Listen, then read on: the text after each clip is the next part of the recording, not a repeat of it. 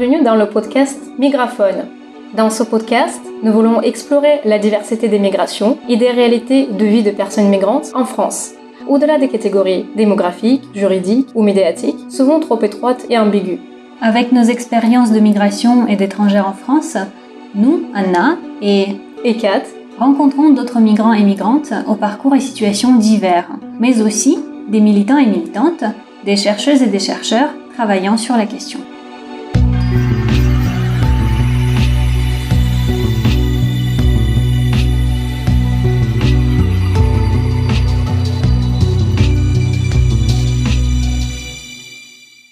Dans notre podcast, il nous semblait crucial d'aborder la question des droits des étrangers.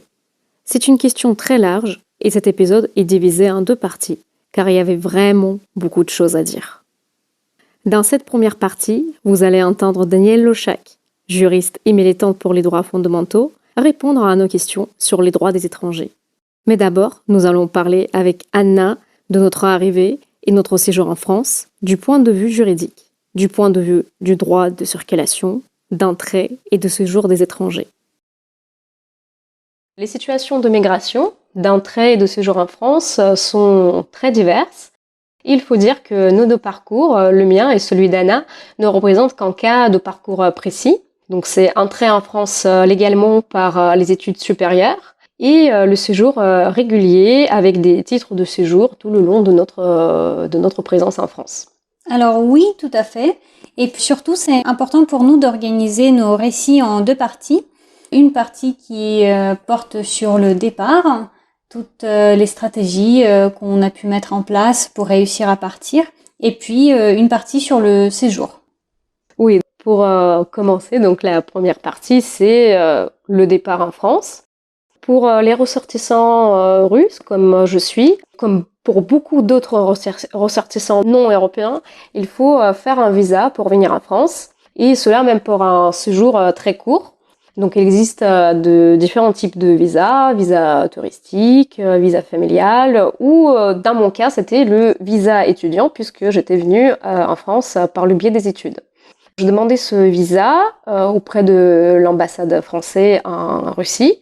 Ce n'était pas facile, déjà administrativement, parce que c'était vraiment un gros dossier avec des justificatifs assez exigeants et pas souvent adaptés. Par exemple, ils exigeaient un justificatif de logement pour les 3 premiers mois de séjour en France. C'est très difficile de trouver un logement à distance depuis la Russie en France, donc oui. C'était compliqué. Ensuite, il fallait un justificatif de ressources, et là, c'est encore plus compliqué. Il fallait démontrer qu'on a des ressources suffisantes pour vivre en France durant toute l'année scolaire.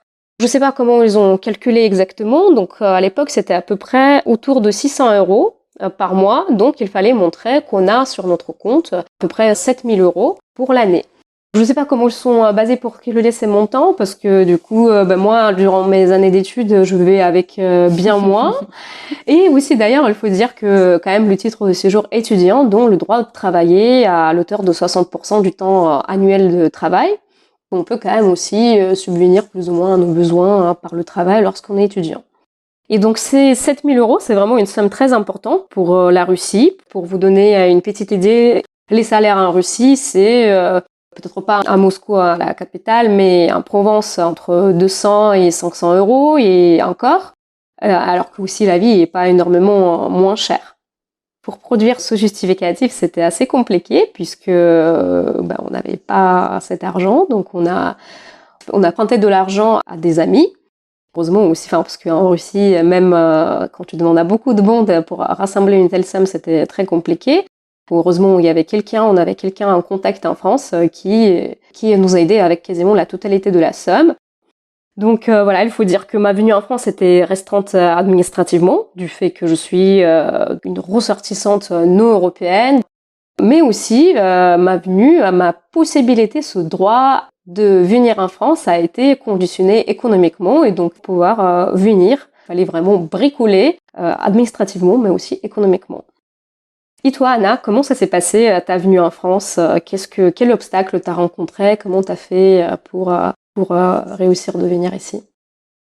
Alors oui, avec le recul, je pense que je me rends compte à quel point c'était facile pour moi administrativement parlant, de venir en France parce que je suis venue en master avec une bourse du gouvernement français. Donc j'ai eu une bourse pendant que j'étais dans mon pays d'origine et à partir du moment où je l'ai eue, je n'ai pas eu à produire des justificatifs financiers parce que j'avais le justificatif de la bourse. Et puis je savais que le visa ne me serait surtout pas refusé parce que je viens dans le cadre de Campus France, voilà. Mais par contre, ce que tu racontes, je l'ai connu la 2e année de mon séjour, là où j'avais plus de bourse et où il fallait justifier de l'argent sur le compte. Alors j'ai dû justifier de la moitié de la somme parce que pour l'autre moitié, j'avais un contrat de travail en babysitting. Donc la préfecture a accepté ça comme justificatif. Mais sinon, la première fois quand je venais, vraiment, je venais sans problème. J'ai été très soutenue par l'ambassade, l'attaché culturel, l'attaché universitaire. Ils nous ont donné vraiment tous les conseils possibles, vraiment comment ouvrir un compte en banque, comment aller à la CAF, comment choisir une mutuelle. Ils nous ont tout expliqué. Je sais pas comment je me serais débrouillée si c'était pas le cas. Après, il y a une autre question que toi, tu n'as pas rencontrée, par exemple, c'est que moi, dans mon pays d'origine, il y avait, ce n'est plus le cas, mais à l'époque, il y avait un visa de sortie. En fait, ça veut dire d'abord, avant de demander le visa d'entrée en France, il fallait demander à l'administration de mon pays le visa de sortie de mon pays. Et en fait, il fallait faire je crois que les gens ils s'imaginent pas parce que il fallait faire le dispensaire narcotiques, alcooliques, des maladies de la peau, il fallait faire des examens, vraiment tous les examens possibles. Je devais passer tous les médecins spécialistes pour qu'on me donne un papier comme quoi je suis en bonne santé.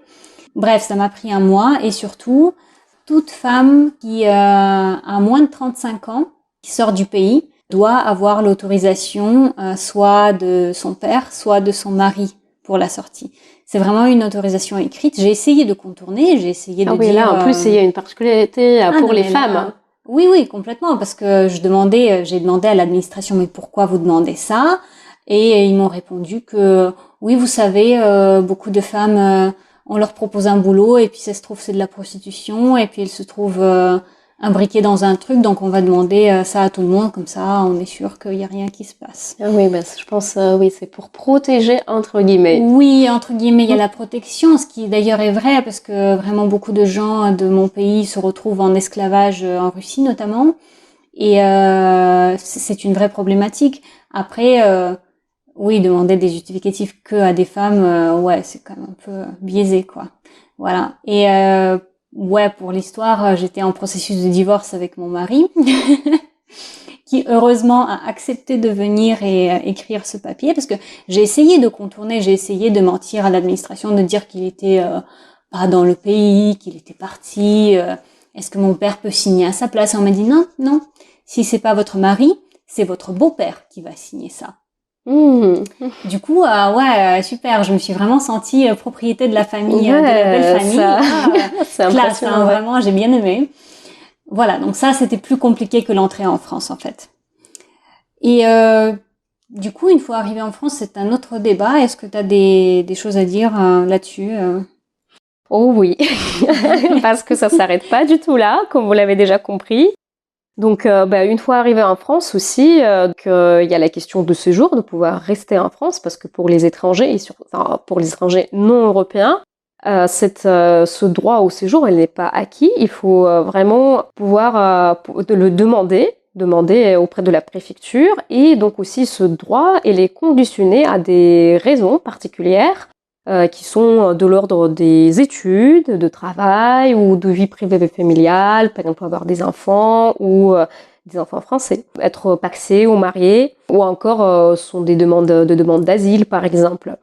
Donc il faut correspondre à des critères, certains critères pour pouvoir rester légalement en France. Et donc pendant mes 2 ans d'études en master, donc il fallait renouveler ma carte de séjour tous les ans. Donc c'était une carte annuelle. Donc il fallait chaque année de monter un dossier pour le présenter à la préfecture. Et c'était à chaque fois, donc je dis c'était même plus que 2 ans puisqu'après il y a eu le doctorat aussi. C'était un moment de grand stress Aussi, il faut dire que la condition dans laquelle on était accueillis à la préfecture était très particulière. La préfecture ouvrait à 9 heures et fermait à midi, donc pour la réception des dossiers de demande de séjour. Mais il fallait venir au moins à 7 heures, 6 heures du matin devant la préfecture et donc attendre la nuit, enfin encore très tôt le matin à l'extérieur, pour espérer avoir un rendez-vous avant midi. Si vous vouliez passer un peu plus tôt dans la matinée, il fallait venir peut-être vers 3 heures du matin. Voilà. Et donc c'est vrai que ça m'a aussi impressionnée, et c'est même pas une question parce qu'en fait en Russie, je peux vous dire que je suis très habituée à faire la queue. Il n'y a pas de problème, on fait la queue partout. J'ai passé une partie importante de ma vie à faire la queue chez le médecin, dans les administrations, dans la CAF en Russie. Donc j'étais très habituée à ça, mais j'étais très agréablement surprise qu'en France il y avait quasiment pas ça. Voilà, c'était très agréable, mais pas à la préfecture, pas pour les étrangers.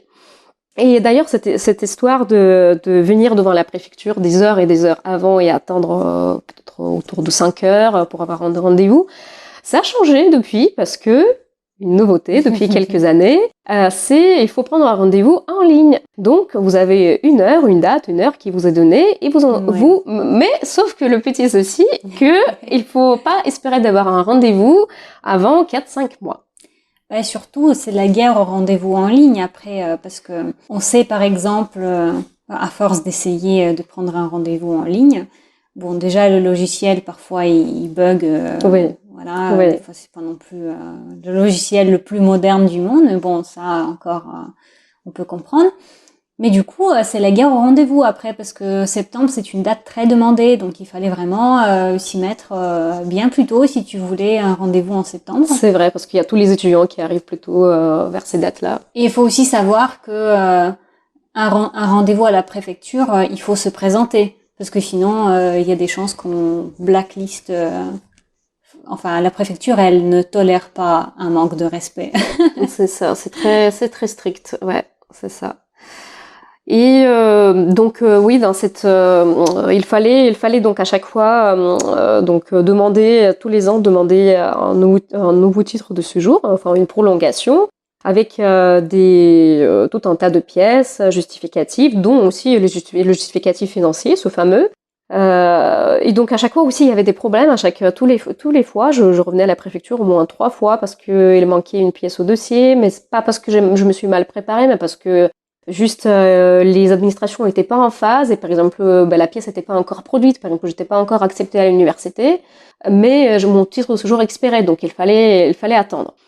Là aussi, vous êtes vraiment, quand vous êtes étranger extra-européen, donc votre séjour en France, il va vraiment dépendre de la décision d'un établissement. Par exemple, comme pour moi c'était un établissement, une université.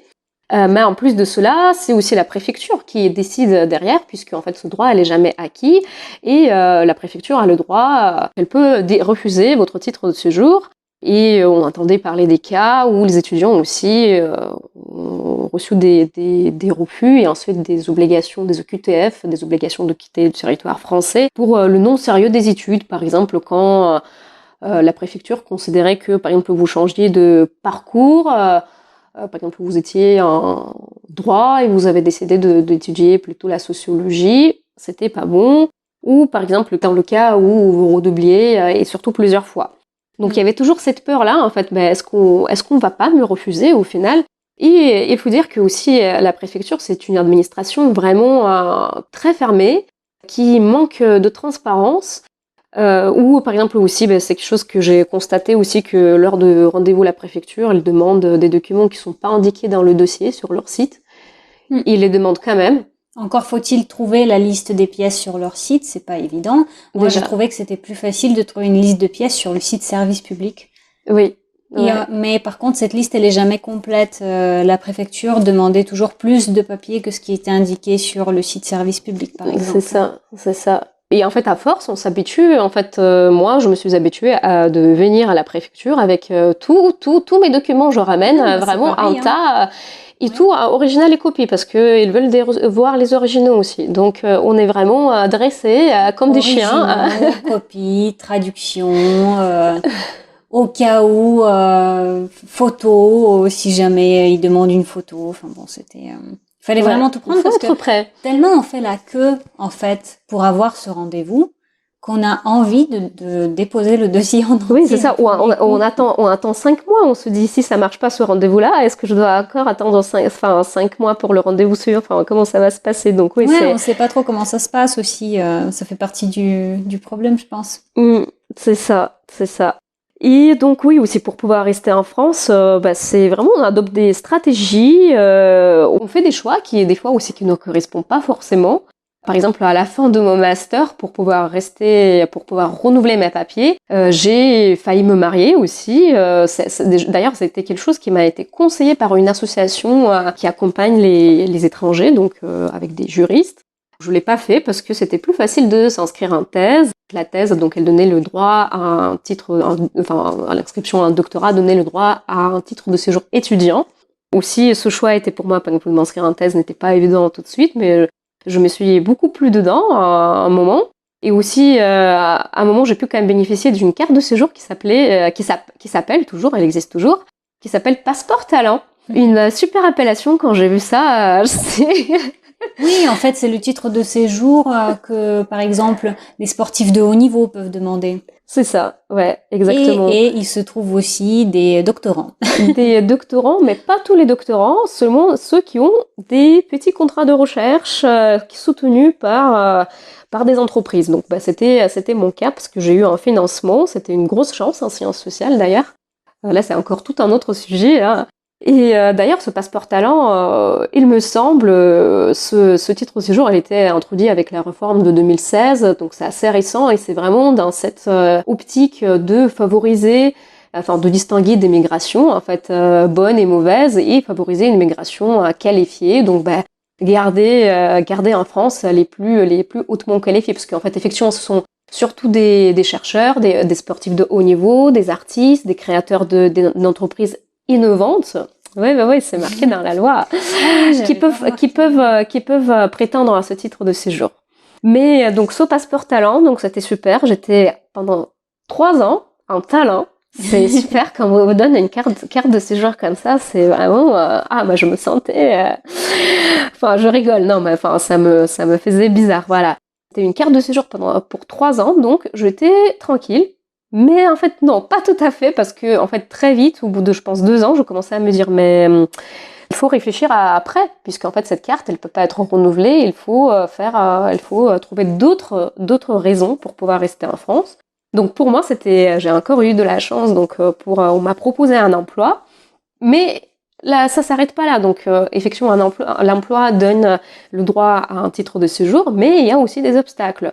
Pour pouvoir travailler en France, lorsqu'on est étranger extra-européen, il faut demander une autorisation de travail. Donc on n'est pas autorisé de travailler juste comme ça. Donc certains titres de séjour donnent le droit à travailler, d'autres non. Et c'est vrai que aussi, quand vous avez un emploi à durée déterminée, votre titre de séjour est aligné sur les dates du contrat. Donc aussi, il faut réfléchir tout de suite à l'après. Et d'ailleurs, j'ai donc ce titre de séjour, il ne donne pas le droit au chômage. On pourra parler aussi de ça dans la deuxième partie de cet épisode de droit au chômage et des droits sociaux. Et toi, Anna, donc pour toi, c'était comment ton parcours pour pouvoir rester en France, tes stratégies que t'as pu déployer Bon, c'est vrai que c'était assez facile au départ parce que au départ j'étais en master, puis renouveler le titre de séjour étudiant en allant en thèse, c'était aussi pas très compliqué. Surtout que j'avais un peu d'argent de côté. La première année m'a bien appris qu'il fallait avoir de l'argent de côté pour pouvoir justifier des ressources. Par contre, la thèse que je faisais, je voulais réellement faire de la recherche. Il se trouve que c'est pas vraiment un domaine qui me plaît, et je me suis dirigée petit à petit vers la filière professionnelle. J'ai trouvé un boulot après un autre. Bon, j'étais toujours à mi-temps parce que le titre de séjour étudiant ne permet pas de travailler plus, mais je gagnais petit à petit de l'expérience professionnelle, ce qui m'a permis après de plus facilement avoir un travail plus périn. Après, c'est vrai que ma situation personnelle me permet d'avoir un titre de séjour vie privée familiale, qui était aussi un choix parce que je pouvais demander le titre de séjour salarié, mais cette histoire de titre de séjour aligné aux dates du contrat, vraiment ça m'angoissait beaucoup et ça m'angoissait moins d'être entre guillemets dépendante de mon conjoint que de l'employeur. Voilà. D'ailleurs, je ne pense pas qu'il y a de réponse. Il n'y a pas une seule réponse à cette question. Je ne sais pas si c'est toujours bien d'être dépendant de son conjoint. Je pense pas. Donc ça dépend des gens. Pour moi, j'ai fait ce choix-là parce que il était entre guillemets plus simple. Bon, après quand même, il fallait vraiment. Alors la pile de justificatifs qu'il fallait produire, comme quoi on habite vraiment ensemble, comme quoi on est vraiment un couple, c'était quand même impressionnant. Après, on est tous les deux blancs, on est un couple hétéro. Disons que la préfecture n'a pas beaucoup de doutes. On n'a jamais eu de contrôle, par exemple, ni de la part de la CAF, ni de la part de la préfecture, ce qui pourrait arriver, hein, mais ça ne s'est jamais produit. Mais il faut savoir que pour d'autres gens, ça se produit. Voilà. Ouais, c'est vrai qu'on entend, c'est quelque chose qu'on entend aussi. Il y a des contrôles qui peuvent arriver. Ça peut arriver. Pour contrôler, est-ce qu'effectivement vous êtes un vrai couple? Est-ce que vous couchez ensemble? Toute petite parenthèse, j'ai entendu un témoignage de quelqu'un qui a décidé de déménager aux États-Unis pour cause de mariage, hein, avec son copain qui était aux États-Unis. Et là, il fallait produire carrément des justificatifs style les textos, les échanges sur Messenger. Voilà, ça, ça va beaucoup, la préfecture, ça va beaucoup trop loin. En France, elle demande pas ça. Voilà. Donc parfois, c'est vrai que moi ici, le parcours il me paraissait super difficile, avec beaucoup de justificatifs, mais quand je vois ça, je me dis, ah ouais, quand même, ouais, il y a pire. En tout cas, pour moi, il y a pire. Peut-être, c'est pas le cas de tout le monde. Ah, ça, il y a toujours pire. On peut toujours trouver pire. C'est pas faux. Mais en tout cas, il me semble que notre vie en France dépend des décisions de la préfecture, beaucoup. Mais puis aussi d'autres institutions qui sont des employeurs, des établissements, par exemple l'université, ou encore elle dépend aussi des individus. Par exemple, est-ce qu'on a bien une personne qui est d'accord pour se paxer ou pour se marier avec nous, par exemple, pour qu'on puisse bénéficier de ce titre de séjour vie privée familiale. Donc j'ai l'impression que lorsqu'on est étranger extra-européen, puisque pour les Européens cette question ne se pose pas comme ça, lorsque notre droit de séjour n'est pas acquis, nos choix de vie, nos possibilités d'action sont vraiment réduits. C'est toujours aussi lorsqu'on est minorisé, notre seule, je pense, marge de manœuvre, c'est plutôt de choisir de qui on veut dépendre, de quoi on veut dépendre. Comme tu disais, est-ce qu'on veut plutôt dépendre d'un patron ou est-ce qu'on veut dépendre d'un conjoint? C'est notre seule marge de manœuvre, mais forcément on dépend de quelqu'un, de quelque chose. Et c'est beaucoup stressant, beaucoup très précaire. Souvent d'ailleurs revient d'un épisode à l'autre, à la précarité. Faut aussi dire que, moi je peux dire pour moi que dans ma situation, le séjour en France, qui est donc un droit, qui peut être acquis, qui peut être refusé, c'est pas juste un droit parmi d'autres qu'on peut me refuser. Par exemple, je parlais tout à l'heure de chômage. Voilà, on me refuse le chômage, je me retrouve sans peut-être ressources, très compliqué, il faut que je prévoie ça, il faut que je mette de côté. Mais là, le refus de droit de séjour en France, pour moi, c'est pas du tout un refus comme d'un autre droit. Parce que le séjour en France, pour moi, c'est pas une simple option parmi d'autres, c'est vraiment toute ma vie qui est construite ici. Et encore, je suis quand même dans cette situation où j'ai, entre guillemets, on peut dire, un billet de retour, théoriquement, donc la Russie, c'est pas un pays où je suis persécutée ou recherchée, ou ça craint pour moi. J'ai même un peu, quand même, quelques points d'attache avec des membres de ma famille, donc voilà. Mais ce retour n'est pas possible pour moi, quand même. Si je fais les choix, donc il n'est pas possible, il n'est pas envisageable, je le veux pas. L'importance de ce séjour en France, c'est vraiment toute ma vie. Et je pense aussi que c'est quelque chose c'est un trait qui est caractéristique de la migration, dont on veut parler dans notre podcast, surtout pas des migrations très privilégiées. Et donc justement, ça nous permet de préciser qu'est-ce que la migration pour nous et de la distinguer d'autres formes de mobilité plus privilégiées, comme par exemple l'expatriation.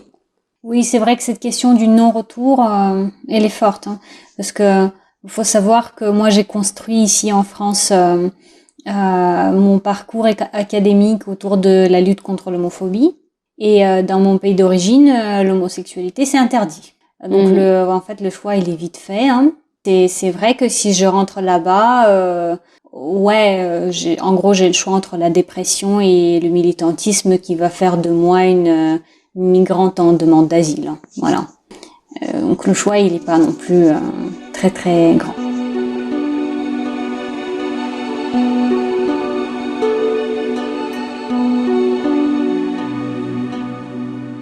Pour mieux comprendre la question des droits des étrangers en France, nous avons contacté Danielle Lechac, professeure émérite de droit public à l'Université Paris-Nanterre, membre et ancienne présidente du GISTI, groupe d'information et de soutien des immigrés. Allô, bonjour. Bonjour.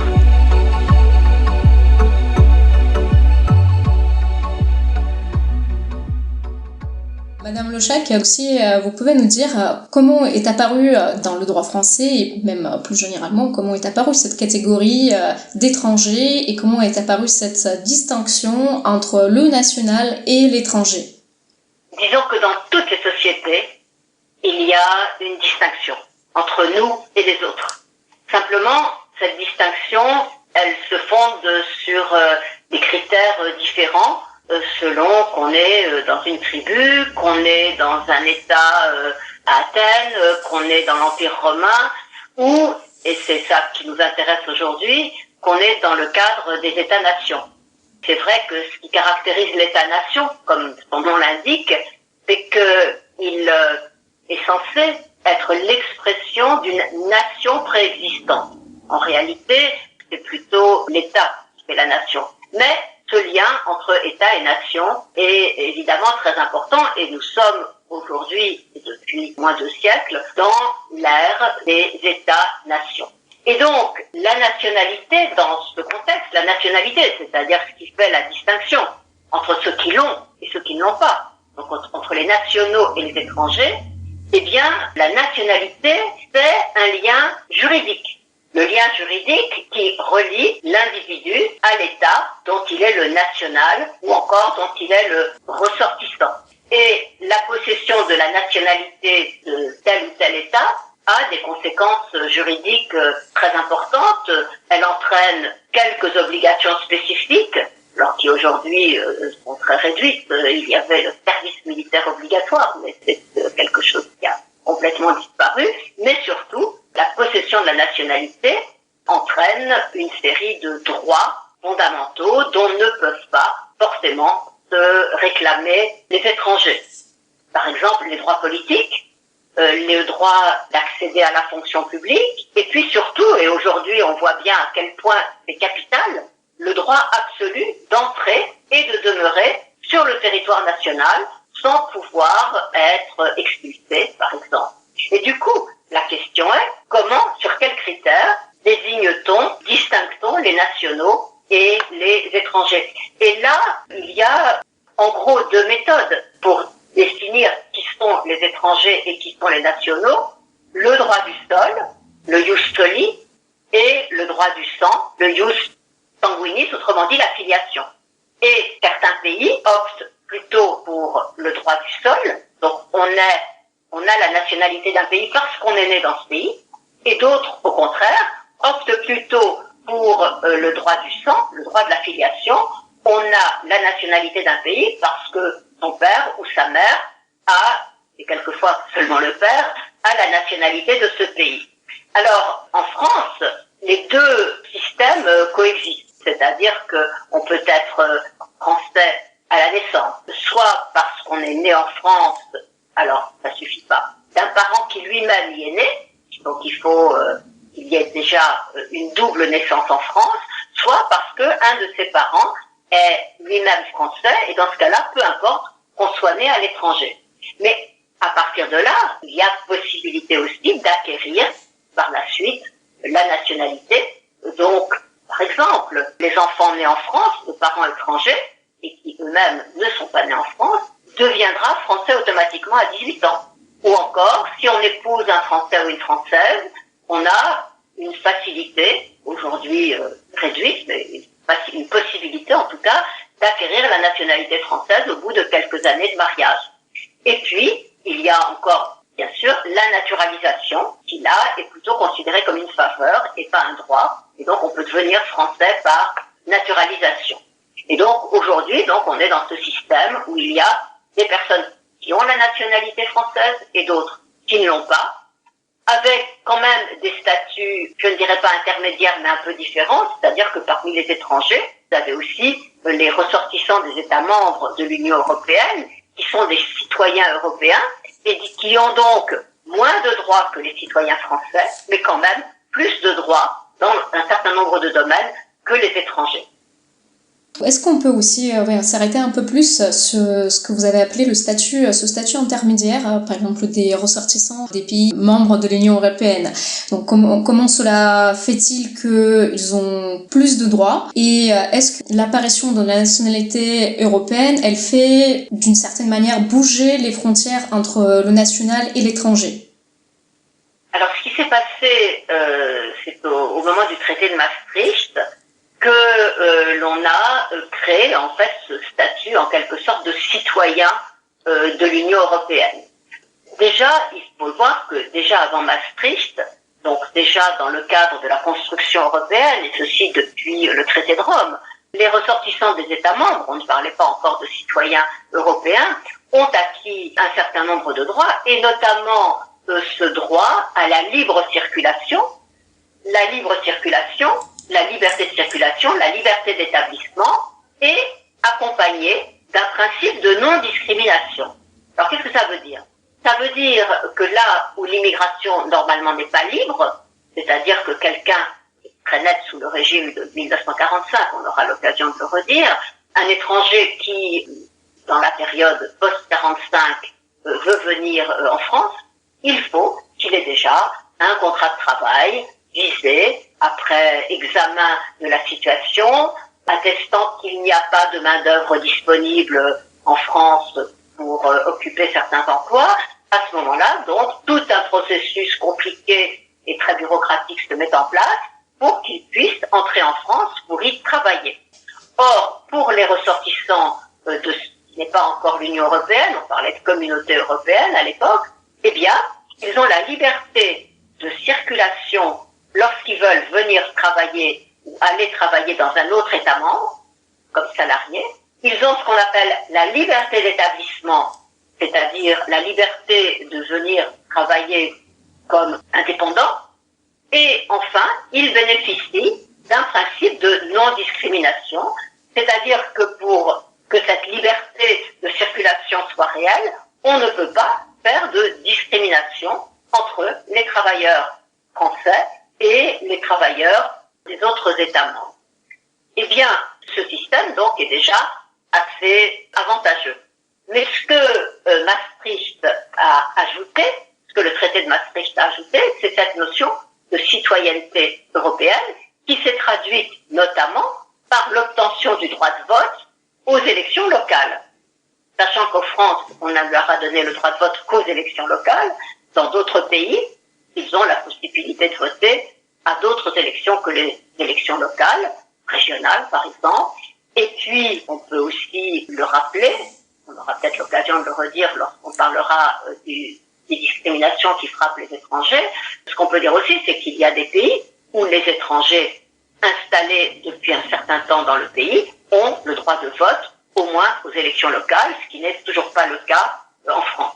Alors, pour revenir à cette citoyenneté européenne, oui, elle a des bienfaits pour les personnes concernées. Et ça se voit. Le statut de ressortissant européen est complètement différent du statut d'immigré qu'on appelle les États tiers.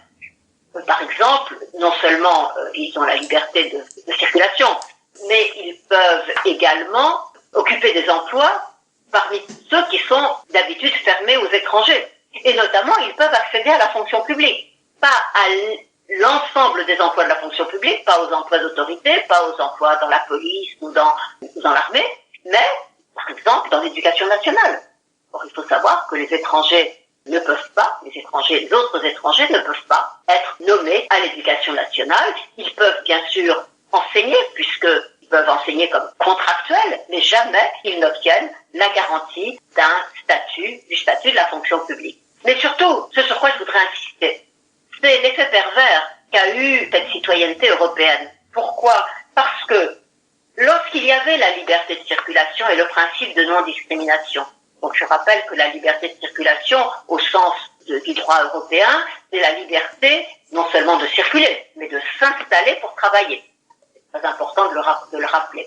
Eh bien, jusque-là, il y avait bien sûr une différence entre les ressortissants des États tiers et les ressortissants des États membres, mais on voyait bien comment les avantages qu'obtenaient les ressortissants européens pouvaient éventuellement, progressivement, s'éteindre en quelque sorte sur le sort des étrangers non communautaires, c'est-à-dire sur le sort des étrangers venus d'États tiers.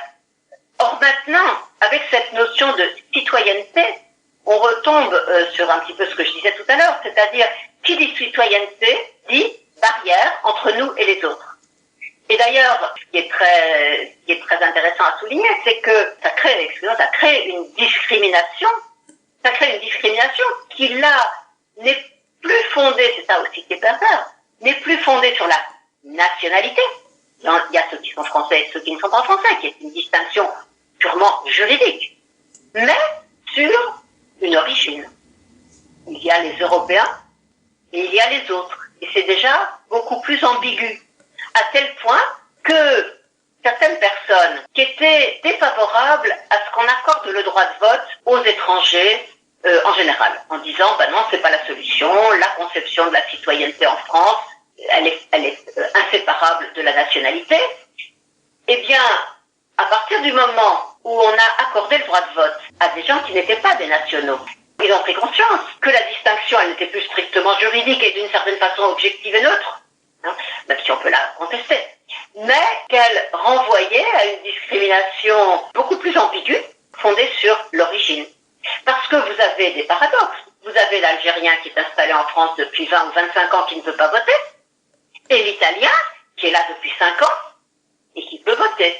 Vous voyez que ça crée des discriminations qui redoublent des discriminations fondées sur l'origine. Voilà ce qu'on peut dire un petit peu de ce statut très ambigu, avantageux certes, des ressortissants européens, sachant quand même que là aussi on a recréé à l'intérieur des ressortissants des États membres des distinctions qui sont en fait des distinctions socio-économiques. Je pense par exemple aux Roumains. Les Roumains, ils sont citoyens européens et malgré tout, surtout quand ils sont roms, ils sont victimes d'un certain nombre de discriminations. Pourquoi? Parce que dans le droit français, mais peut correspondre, qui s'y conforme jusqu'à un certain point au droit européen, c'est-à-dire aux normes posées au niveau de l'Union européenne, dans le droit français, vous avez une disposition qui prévoit qu'un citoyen européen, tout citoyen européen qu'il soit, s'il risque de devenir une charge excessive pour en matière de prestations sociales, donc pour les services sociaux, eh bien, on peut lui refuser ou lui dénier le droit au séjour et l'éloigner. Et donc, vous voyez qu'ici, on a recréé une distinction fondée sur le statut social, mais qui souvent peut être aussi un statut ethnique, en fait. Là, j'ai parlé des Roms. Et ce statut favorable des ressortissants européens, vous voyez qu'il n'est pas toujours forcément protecteur. On retrouve ici une série de discriminations au sein même de cette catégorie théoriquement favorisée. D'accord. Donc avec ce que vous dites, je vois que en fait la catégorie d'étrangers, on peut s'apercevoir qu'elle n'est pas homogène, qu'il y a aussi des divisions internes entre les étrangers des États tiers, entre les Européens. Donc il n'y a pas seulement cette distinction nationale étranger, mais parmi les étrangers, même parmi les étrangers ressortissants européens, il y a aussi ces distinctions là. Et il semble que ça fait effectivement une frontière ethnique. Voilà, voire raciale, ouais. Ou encore sociale entre les origines géographiques, nord, sud, est, ouest. Puisqu'on parle de nord-sud, pour le coup, c'est vrai que sur le papier, par exemple, un Américain qui qui veut venir en France pour s'y installer, il doit remplir, sur le papier, je dirais, les mêmes conditions qu'un Algérien ou un Sénégalais. Mais bien sûr, dans la pratique, les choses vont être différentes. D'abord, pour voyager, il est dispensé de visa. Donc, vous avez tous les pays du Nord dont les ressortissants sont dispensés de visa et peuvent donc circuler librement dans le monde entier. Et les ressortissants des pays du Sud, dont on soupçonne, bien sûr, qu'ils vont venir en Europe ou dans les pays du Nord pour s'y installer, éventuellement irrégulièrement, ceux-là sont tenus à l'obligation du visa. Donc, vous avez aussi parmi la catégorie des étrangers théoriquement soumis au même régime, des différences évidentes. D'accord. Et si quand on revient sur ce régime juridique spécifique réservé aux étrangers, en quoi il consiste, en quoi il est spécifique, ce régime qui s'applique aux étrangers? Alors, si on parle en termes de sources de droit, je dirais, vous avez d'abord tout le champ de l'entrée, du séjour et de l'éloignement qui les vise de façon totalement spécifique. Parce que, comme je le disais, qui distingue aujourd'hui les étrangers des nationaux, c'est bien sûr que les uns sont citoyens et les autres ne sont pas citoyens. Mais en réalité, en deçà même de cette distinction, il y en a une autre, dont on voit bien aujourd'hui qu'elle est capitale et qu'elle est encore plus importante.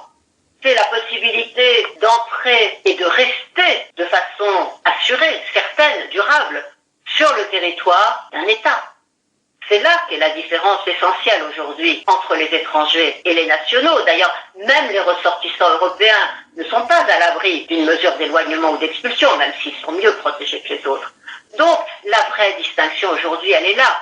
Le fait qu'un Français, je dis un Français, mais ça peut être un Italien par rapport à l'Italie, a le droit absolu de revenir, s'il est sorti, sur le territoire du pays dont il est le national, et d'y rester quoi qu'il arrive, quelle que soit sa situation économique, quels que soient les délits et les crimes qu'il a commis. Alors que l'étranger, lui, n'a jamais un droit absolu à entrer et a fortiori à s'installer sur le territoire d'un État dont il n'est pas le ressortissant. Pour entrer, il a souvent besoin d'un visa, et plus il appartient à des pays du Sud, plus cette obligation est difficile à remplir, parce que les conditions de délivrance des visas sont bien sûr indexées sur la méfiance que l'on a par rapport à certains pays et certaines nationalités, méfiance par rapport à la fameuse question de l'immigration illégale. Mais une fois qu'il a obtenu un droit d'entrer sur le territoire et même un droit de travailler sur le territoire, de rester sur le territoire, un droit au séjour, ce droit au séjour est toujours susceptible d'être remis en cause.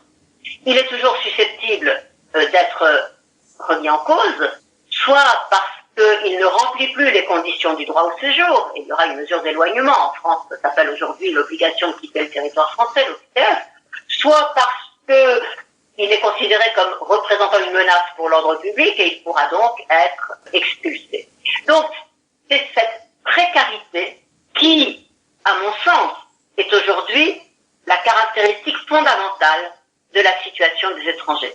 L'autre dimension fondamentale, c'est la discrimination, que l'étranger n'a pas les mêmes droits que le national. C'est vrai qu'il y a eu des progrès. C'est-à-dire qu'on n'est plus dans une situation où, au fond, l'étranger on lui refuse toute une série de droits. On ne sait pas très bien pourquoi. Souvent pour protéger la main-d'œuvre nationale, c'est-à-dire qu'il ne fasse pas concurrence aux autres, ou bien parce que on a pris l'habitude et personne ne se pose de questions. Alors là, ce qui est intéressant aussi de remarquer, c'est que les choses ont apparemment beaucoup changé. Parce que il y a eu des progrès en matière d'égalité de traitement. Par exemple, il y a des discriminations dont on ne se rappelle même plus qu'elles existent, interdiction de se marier ou plus exactement contrôle sur les mariages, restrictions pour l'accès à la propriété foncière.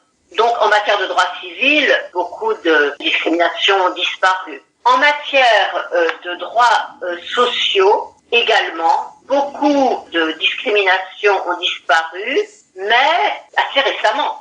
C'est-à-dire que jusqu'en 1998, toute une série de prestations sociales, sachant que les prestations de la sécurité sociale, assurance maladie, assurance maternité, les étrangers avaient droit parce que c'était des prestations, comme on disait, contributives. C'est-à-dire qu'on payait des cotisations et donc on avait droit aux prestations qui vont avec. Mais il y avait toute une série de prestations qu'on disait non contributives et qu'on appelait parfois prestations de solidarité. Autrement dit, ça veut dire que la solidarité s'arrête aux nationaux, auxquels les étrangers ne pouvaient pas prétendre. Par exemple, l'allocation adulte handicapé, tout ce qu'on appelle aujourd'hui les minima sociaux. Et ça, c'est terminé depuis 1998 où on a aligné le régime des étrangers. On a supprimé, si vous voulez, la discrimination fondée sur la nationalité. D'autres éléments sont importants, comme suppression de certaines discriminations. Par exemple, dans tout ce qui concerne la participation au service public. Il y a la possibilité, il faut savoir qu'à une époque, par exemple, il y avait une distinction entre étrangers et nationaux à chaque fois qu'il y avait, par exemple, des élections, je parle pas des élections politiques, bien sûr, élections, par exemple, pour les caisses de sécurité sociale. Bon, de toute façon, il n'y a plus d'élections, donc ça résout le problème, mais les étrangers ne pouvaient pas participer. Dans élections également, dans la sphère de l'entreprise. Les étrangers pouvaient voter pour les représentants du personnel, mais ils n'étaient pas éligibles. Et ça s'est terminé également, ça a été supprimé, ces discriminations dans les années 80. Et aujourd'hui, les travailleurs étrangers ont exactement les mêmes droits dans l'entreprise que les travailleurs français. La seule différence, c'est qu'ils ne sont pas éligibles comme conseillers prud'hommes. Mais donc, et aujourd'hui également, d'ailleurs, on peut noter que les étrangers peuvent être membres des conseils d'école, des conseils d'université. Donc, il y a ici très nettement un amenuisement des discriminations. Donc, on a l'impression qu'il y a des progrès. Sauf que plusieurs éléments vont à l'encontre de ces progrès. D'abord, même en matière sociale, en matière de sécurité sociale, on a supprimé la condition de nationalité, mais depuis le milieu des années 90, et notamment la loi Pasqua de 1993, on a remplacé la condition de nationalité par une condition de séjour régulier. C'est-à-dire que pour être immatriculé à la sécurité sociale, pour toucher les prestations, il faut être en situation régulière. Et quelquefois, certaines prestations, je pense notamment au RSA, sont même soumises à des conditions encore plus drastiques. Il ne suffit pas d'être en séjour régulier, il faut encore avoir un titre de séjour depuis un certain temps, ou pour certaines prestations avoir un titre qui autorise à travailler, etc., etc. Et donc, on a, si vous voulez, remplacer la condition de nationalité par une condition de séjour régulier, et parfois des conditions liées à la détention d'un certain titre de séjour, qui recrée non seulement des discriminations, mais qui recrée également une précarité, ici une précarité sociale extrêmement forte, et ceci donc limite beaucoup l'impression qu'on pourrait avoir de ces progrès. Et je parlais des emplois. C'est vrai qu'un certain nombre d'emplois qui étaient traditionnellement fermés aux étrangers se sont ouverts, mais pas tous. On en est loin. Il y a encore plusieurs millions d'emplois qui restent fermés aux étrangers, notamment aux étrangers qui ne sont pas citoyens européens. Il y a tous les emplois dans la fonction publique, que ce soit la fonction publique d'État, la fonction publique hospitalière ou la fonction publique territoriale, à l'exception de l'enseignement supérieur et de la recherche. Et il y a encore, dans un certain nombre d'entreprises nationales, beaucoup moins qu'avant, surtout depuis qu'elles ont été privatisées, des emplois fermés, mais même dans le secteur de la santé, la question des médecins, la question des diplômes, les pharmaciens, les professions de santé, les professions juridiques, même un certain nombre de métiers salariés dans certains secteurs, le secteur de la sécurité par exemple, eh bien, leurs fonds restent fermés.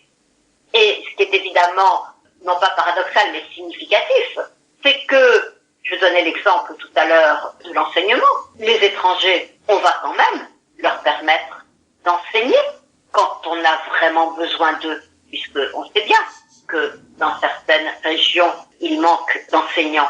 Mais on va les employer sous des régimes contractuels extrêmement instables. Et puis, pour terminer ce tableau pas très encourageant, il y a encore autre chose. Du point de vue des droits universels, il y a eu un progrès important.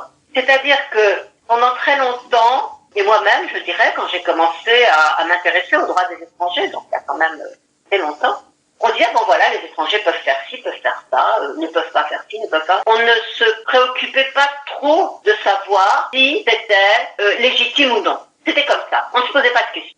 Or aujourd'hui, c'est pas vrai. Vous avez quand même toute une série de conventions internationales sur les droits de l'homme qui posent un principe d'universalité. Et on se rend compte que tous ces droits qu'on leur a reconnus ont été privés d'effet sous l'impact des politiques migratoires. C'est vrai qu'il y a plus de droits reconnus, le droit de mener une vie familiale normale, le droit au respect de la vie privée familiale, les droits dans l'entreprise, je dirais même la liberté d'expression, puisqu'il y avait une législation très restrictive sur la presse étrangère et les associations étrangères qui ont été supprimées il y a 10 ou 20 ans. Mais, à côté de cela, obsession de la maîtrise des flux migratoires fait qu'on revient à une précarité, où on recrée les conditions d'une précarité dont on pensait qu'elle s'était un petit peu détendue. Il y a un autre droit aussi, d'ailleurs, qui est typiquement entravé. C'est le droit de ne pas être arbitrairement détenu, c'est-à-dire le droit à la liberté et à la sûreté. Or, toute la politique dite de maîtrise des flux migratoires et de lutte contre l'immigration irrégulière, aujourd'hui, en France et au niveau européen, s'accompagne de mesures d'enfermement, que ce soit dans les zones d'attente, où l'on place les étrangers auxquels on refuse l'accès au territoire français, ou que ce soit, bien sûr, les centres de rétention, où l'on place les étrangers que l'on veut éloigner, parce qu'ils ont perdu leur droit au séjour ou parce qu'on les a expulsés. Et non seulement l'enfermement est devenu important, est devenu, je dirais, généralisé, mais sa durée s'est considérablement allongée. Au départ, quand on a créé les centres de rétention en 1980, mais la gauche a repris la mesure, c'était 7 jours. Et le Conseil constitutionnel a dit, oh là là, pas plus. Et puis après, on est passé à 10 jours, il y a 28 jours, puis 45 jours et aujourd'hui 3 mois.